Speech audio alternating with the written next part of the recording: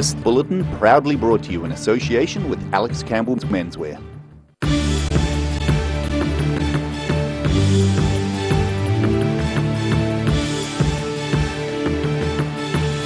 Tonight on the South Today, a person is in hospital following a two-car collision in a Dunedin Hill suburb this afternoon. A Timaru Presbyterian church is helping struggling families eat more healthily thanks to their fruit and vegetable shop. And forest and bird volunteers are enlisting the help of students from the University of Otago into researching predator behaviour.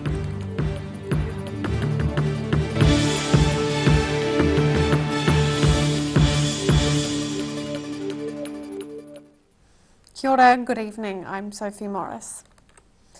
A person has been taken to hospital with moderate injuries after a car collided with a parked vehicle in Dunedin. The collision between a silver four-wheel drive and a dark-coloured sedan was reported to police at 2:44 p.m. The incident left Tyree Road and Halfway Bush partially blocked for a period of time. A St John spokesman says one person was taken to Dunedin Hospital with moderate injuries and two other people have minor injuries. For more on this, see the ODT online. Dunedin City Councillors have split with the Mayor over the multi-million-dollar upgrade to George Street. Some are questioning the Council's commitment to participatory democracy. The Council is planning to spend $60 million upgrading the central city, with three-quarters of the space allocated to pedestrians. An advisory group consisting of council staff was created for the project in May. But this week, the majority of councillors voted to give themselves more say in the project and less control to council staff. Those who lost the vote included the Mayor and his deputy. Councillor Jules Radich says the result was a vote for democracy being seen to be done. The Timaru Presbyterian Church is helping struggling families eat more healthily thanks to their fruit and vegetable shop. Open on Tuesday afternoons, the church sells $10 and $15 bags of produce, especially aimed at families under stress. This fruit and vegetable co-op has been running in Timaru for about 4 years, helping households under financial pressure to be able to eat healthily. We had seen similar things happening in Dunedin and in Christchurch with church groups in the community and the public health promoters who, trying to improve our fruit and veggie intake, working together to make affordable fruit and veggie available easily. Coordinated by Andrea Grant, this Timaru Presbyterian outreach sources from a local wholesaler called Timaru Produce. What it provides is fruit and veggies at really good cost, really good value for money. So you can get your set little bag and get a good quantity in it at the same time. Volunteers pack home-sewn reusable cloth bags with $10 and $15 amounts of nutritious produce for local families to buy, with orders being able to be collected between 3 and 4 on Tuesdays at Timaru's Trinity Church Hall. Simple things that you can do that improves our overall pattern of eating. The more that we get, the better it is for lots of our health outcomes. So I'm really passionate about that. It's like, do what your grandmother told you, eat your fruit and veggies. In Timaru, the South Today. The University of Otago has retained its place in the world's top 200 universities. This good news comes despite the institution dropping 8 places from last year. The 2020 Quacquarelli-Symonds World University Rankings placed the university as the 184th best in the world. The university is upbeat about the slip in ratings, saying small year-to-year variations in ranking position are normal. While the University of Otago ranks near the bottom of the top 200, the University of Auckland sits more than 100 places higher in 81st position. The top 10 universities in the world include MIT, CIT, Stanford, Harvard, Oxford and Cambridge. Forest and bird volunteers are enlisting the help of students from the University of Otago into researching predator behaviour. The question they have for the budding scientists is why some of their traps are more successful at catching unwanted pests than others. For about 20 years, the Central Otago Lakes District of Forest and Bird has been using about 500 traps to get rid of unwanted predators in the Makarora area of Mount Aspiring National Park. And now they're getting help from the University of Otago Wildlife Management Program to find out why some traps are more successful than others. There'll be two traps right next to one another on the line, and one of these traps would have caught, I don't know, maybe 24 rats in a year every time we clear it. But then one right next to it won't get any at all. The volunteers have noticed that trapping next to rivers can have more success, but the university scientists will also take a close look at influences from nearby vegetation. So what could it be? It could be a certain type of plant or bush that's surrounding it, or maybe next to a tree, or maybe even accounting for, I suppose, natural pathways, I suppose, that go through the foliage that might attract a predator or not. The traps are normally baited with dead rabbits, rabbit bait or old eggs, but Ben Goddard says other odours can have an influence. Some people will reckon that if there's smell of death and a dead predator there, that might be a good indicator for another one to not go near it. But from my recent experience with clearing traps of the Matuki-tuki, I cleared a trap from a possum and I didn't have any bait to lure the trap with again. However, there was plenty of possum fur and blood that was still in the trap, and next day the same trap went off and I went down there and there was another possum in it, even without a lure. So there is potential for some species to be attracted towards the smell of death, but for others it could be an indicator to not go near it. In Wanaka, the South Today. Still to come on the South Today. More good news for nature lovers in Central Otago, and we take a look at Alexandra on ice.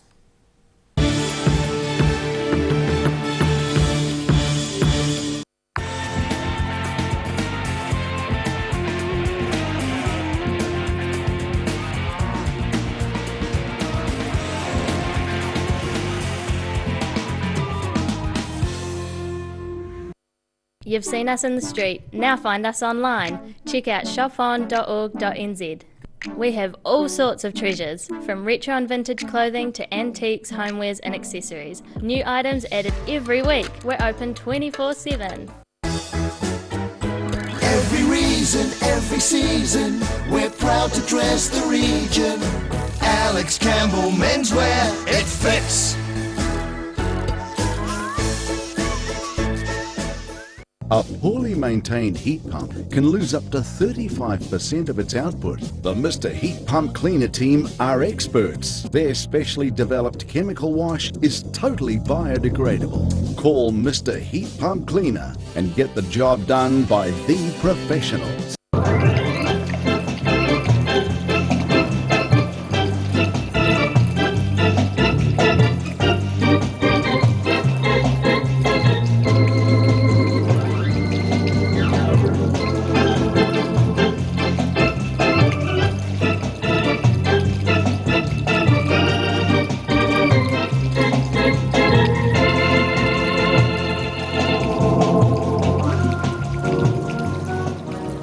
Do you know Youth Grow in North East Valley? It's an awesome plant nursery where young people can work and learn life skills. You can now order your vegetable seedlings, herbs, bulbs and shrubs over the phone or by email. Either pick up your order on Norwood Street in North East Valley or they can deliver to you. Look for Youth Grow Garden Centre on Facebook or visit youthgrow.org.nz. Happy gardening! Garage Door Dunedin, delivering quality, stylish garage doors in Dunedin for over 17 years. New doors, replacement doors and maintenance are all part of Garage Door's quality service. Garage Door Dunedin offers a full range of modern quality doors to suit any home. Come visit the team. If you're at risk of developing melanoma skin cancer, you owe it to yourself to have a mole map. Mole map is coming to your area. Phone today to make an appointment. It could save your life. Heaven Sent Pet Cremations knows that losing a pet is like losing a family member, and we have many special ways for you to keep their memory dear to your heart. From caskets, remembrance pendants to remembrance fairs. Call Heaven Sent Pet Cremations today. Wrens are Otago's painting, tiling and plastering experts. Offering a free measure and quote, Wrens is a name you can trust to get the job done right. Call Wrens today on 477 9384 or visit wrens.co.nz.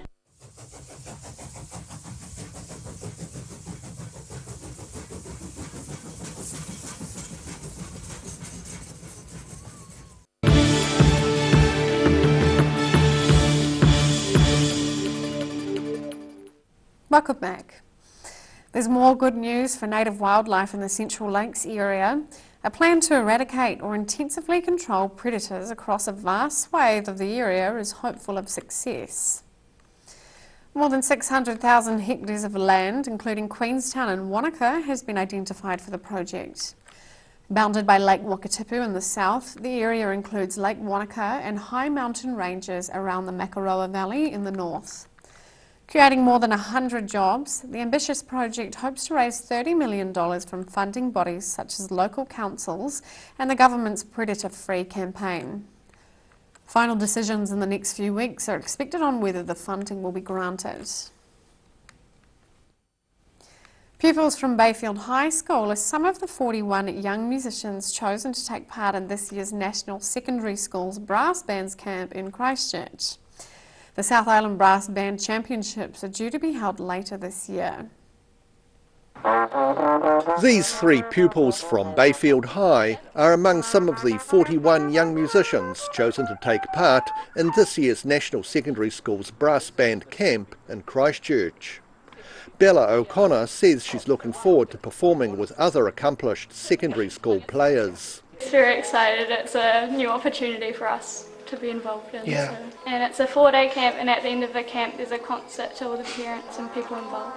The three pupils play in their school's orchestra and jazz band, and in Benjamin Pickering's case, also in other Dunedin-based ensembles. I play for the Dunedin Youth Jazz Orchestra, which is quite a fun thing to do with some quite good musicians from the Dunedin Symphony Orchestra. The South Island Brass Band Camp is set to be held in Christchurch at the end of September. In Dunedin, the South Today. Following a month of delays due to COVID-19, Alexandra's ice rink was finally opened to the public last weekend. Interest was so strong that people had to be turned away from the opening night event, which was restricted to 100 people. Plenty of people, both young and old, got a chance to enjoy their first day of skating when Alexandra's Ice and Line ice rink opened for the season this last weekend. Due to COVID-19 restrictions on large gatherings, the opening event was restricted to 100 people, meaning some people had to be turned away from Friday's opening night. However, everyone who wanted to got a chance to hit the ice at some point over the weekend, including ice hockey players and skaters. The opening was a month behind schedule, but calm sunny conditions on Sunday had plenty of local ice enthusiasts making up for lost time. In Alexandra, the South Today.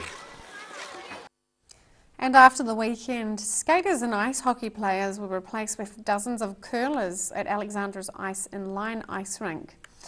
While the curlers are currently having to play out in the open, the completion of a new covered rink, especially for curling, is not far away.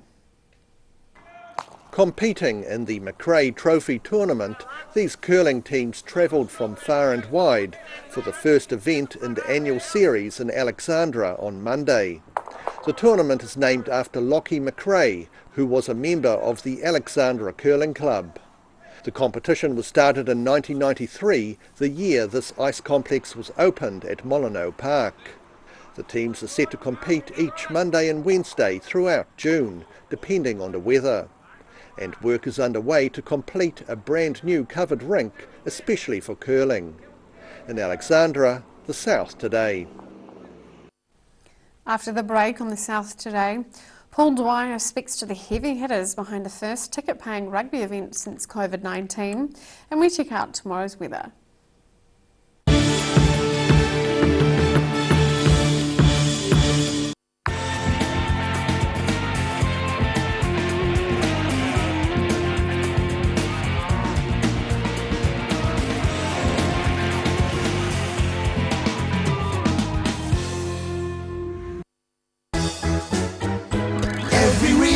Every season, we're proud to dress the region. Alex Campbell Menswear, it fits. Step into Op Shop on St Andrew and discover a place with plenty of bargains for yourself, your friends and the whole family. We have new items arriving every day. Visit us for a fabulous range of economy and upmarket clothing, accessories, books, shoes and more. Shop with us and support your community.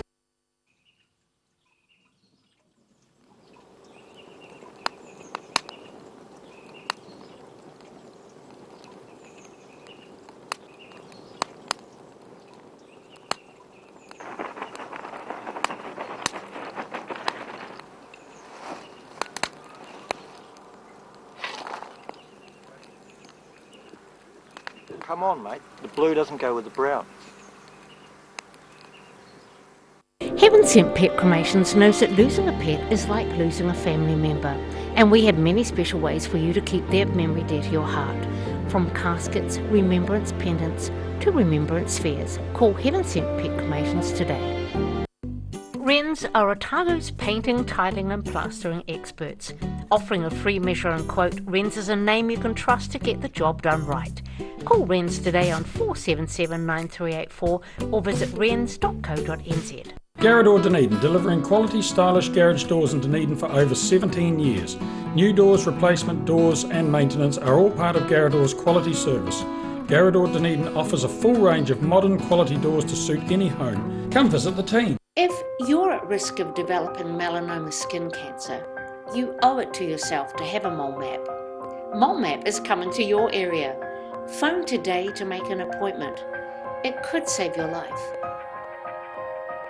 Do you know Youth Grow in North East Valley? It's an awesome plant nursery where young people can work and learn life skills. You can now order your vegetable seedlings, herbs, bulbs and shrubs over the phone or by email. Either pick up your order on Norwood Street in North East Valley or they can deliver to you. Look for Youth Grow Garden Centre on Facebook or visit youthgrow.org.nz. Happy gardening!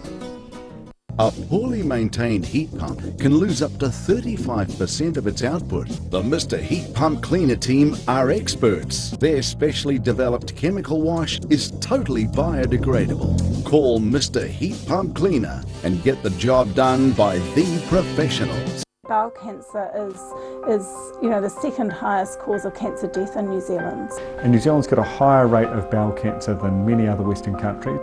Because it's one of those areas of the body that we don't talk about often enough. It is one of those silent killers almost, that if it strikes and if you develop symptoms, sometimes it's too late. So it's a major issue.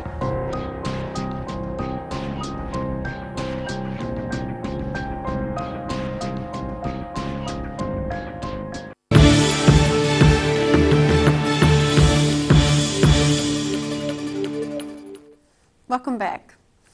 Dunedin's Forsyth Bar Stadium is already half sold out, with over 15,000 tickets sold for Saturday's rugby game. Rugby aficionado Paul Dwyer spoke to three of the heavy hitters behind the large first ticket-paying event in the world since COVID-19. PD on location down at Forsyth Bar Stadium. I thought I'd come straight to the top today, so I've got all the heavies in town here. I've got Terry Davies from the stadium, I've got Roger Clark from the Highlanders, and I've got John Christie from Enterprise Dunedin.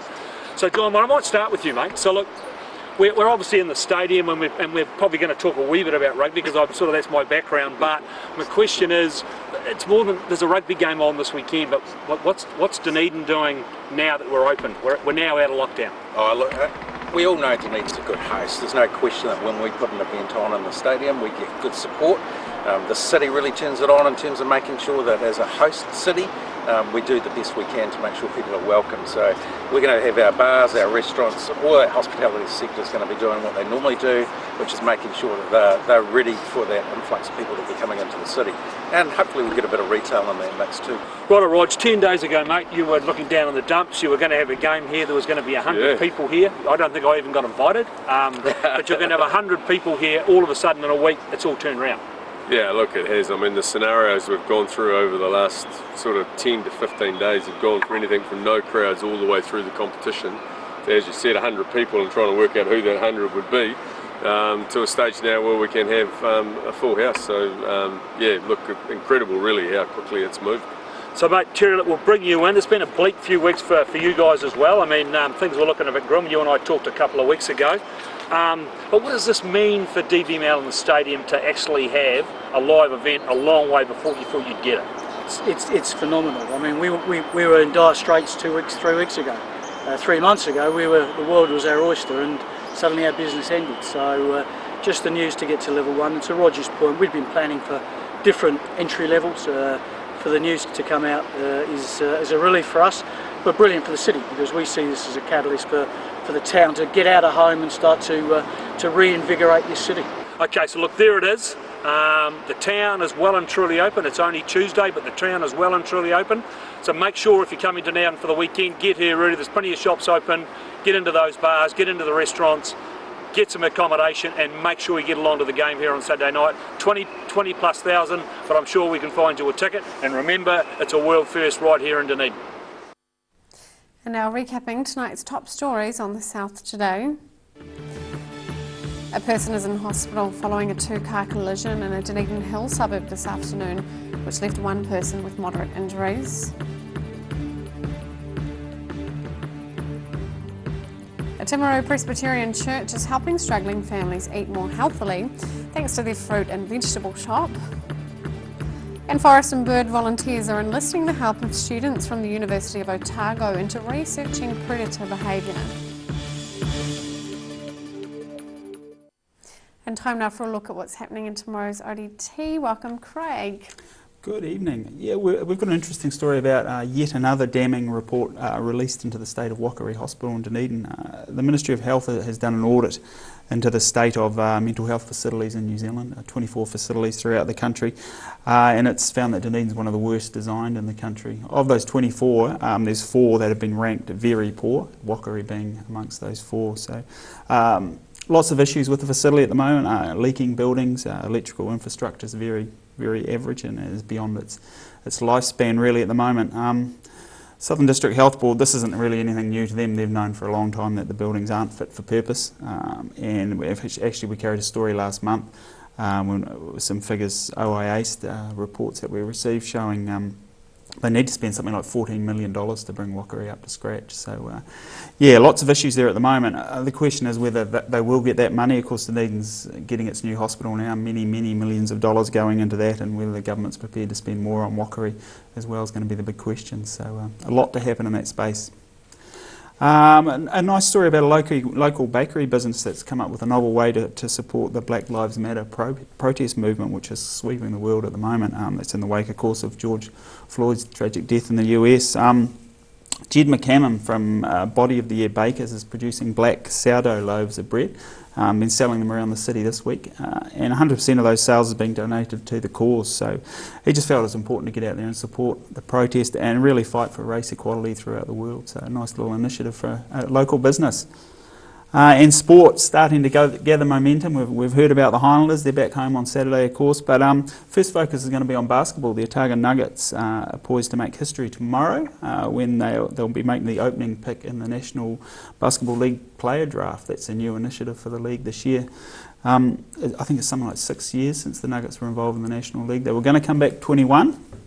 But had their arm twisted after a revamped competition this year with COVID, of course. So they're being the bottom ranked team, they get the first pick in the draft. So it's kind of based on the whole US initiative, which is huge over there, where the lower teams get to pick some of the star players. So it's going to be interesting to see who the Nuggets go for. Our basketball writer, Adrian Ciccone, is thinking Jordan Ngatai, who's Tall Blacks forward, one of their star players, maybe who will go for. So it's going to be interesting. All eyes on the tally tomorrow night. Sure. Well, thank you, Craig. Thank All you. of that and more in tomorrow's ODT. And time now for a look at the weather. Tonight's weather proudly brought to you by Mole Map. Starting with the city view, Dunedin's iconic railway station on a clear winter's day. Looking at the situation, westerly winds may rise to gale force and expose parts of Southland later tomorrow. Expect some heavy frosts on the way from tomorrow night through the weekend, with temperatures in inland valleys possibly staying below freezing throughout the daytime. Starting off at the northwest of the South Island, Greymouth and Westport are looking at cloudy skies, rain and 14 degrees. across to the northeast, Nelson and Blenheim can expect some cloud and 17 degrees.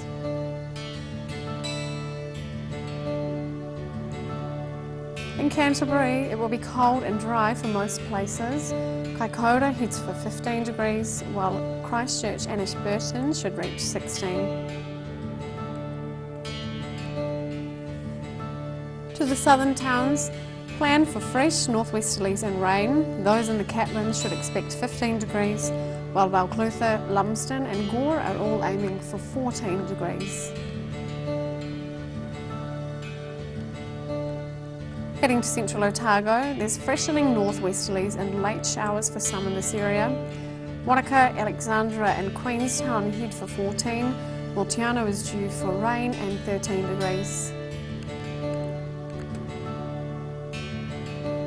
To the northern towns, on the coast, Timaru and Oamaru can expect moderate northerlies, high cloud and 15 degrees.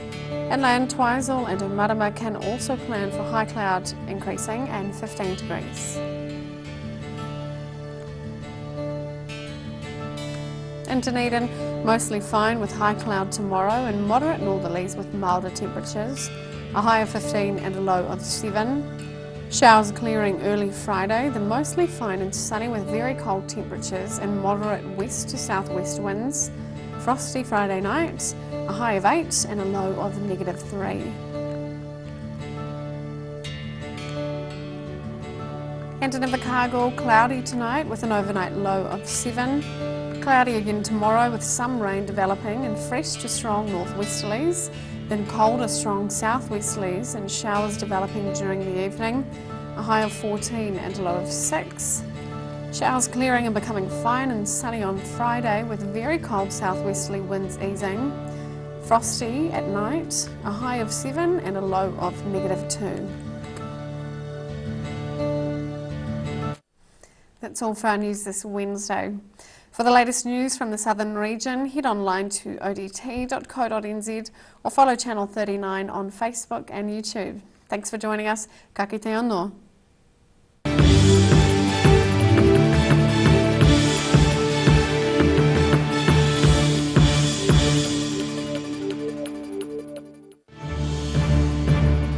This bulletin proudly brought to you in association with Alex Campbell's Menswear. Supporting local content so you can see more of New Zealand on air.